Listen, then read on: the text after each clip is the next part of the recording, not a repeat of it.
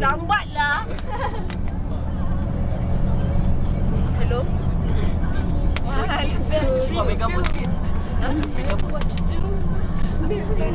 Getar kau boleh? Getar? Ambil gambar.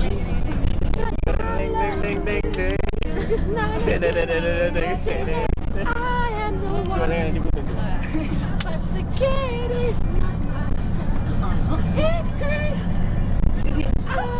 Asal kau boleh yang kena itu. Jadi kau nak tengok muka Abang sanggup ke?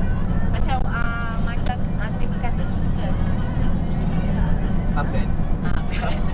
Jangan Jangan asyik. cakap, nanti dia suka. Saya cakap. So kita nak pergi mana sekarang? Sekarang ni.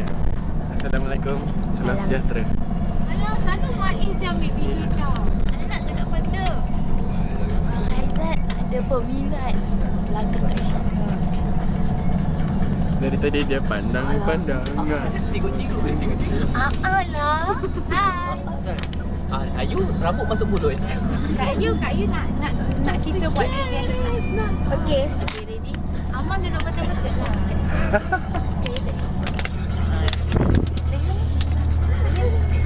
Abang just nyanyi. Then later we show you why. Just nyanyi. This is evidence that you attract males. I don't think she's going to. She know lah, I said. Don't look lah. Fail. She's the one who teach me the subject. Ya, apa khabar? Oh, no wonder. Jadi The one behind. dah 2 hari kita di Johor. Apakah perasaan anda berada di sini? Perasaan saya sungguh penat ya. Sungguh penat pasal kita lepak di Manafik Syah. Tapi tak ajak orang. Korang tak ada duit. Kau ngajar sih. Lagi sekali tak dapat tadi. Tak dapat apa? Kau ajar sih. Kau ngajar sih. Muhammad tak? Kau ngajar sih. Last. Kau ngajar sih. Slow motion.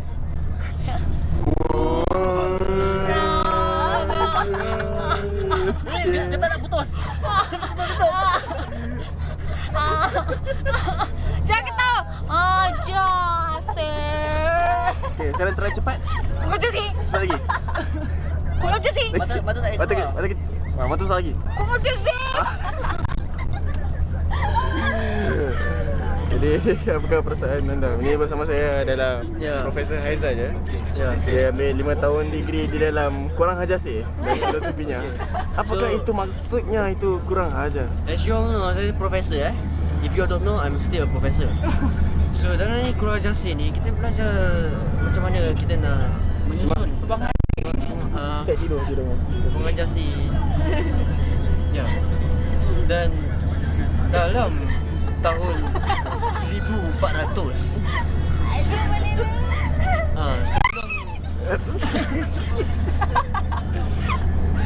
sebelum Jepun perang Zimbabwe.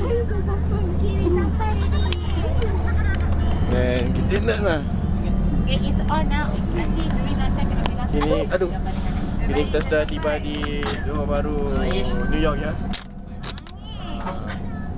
Kita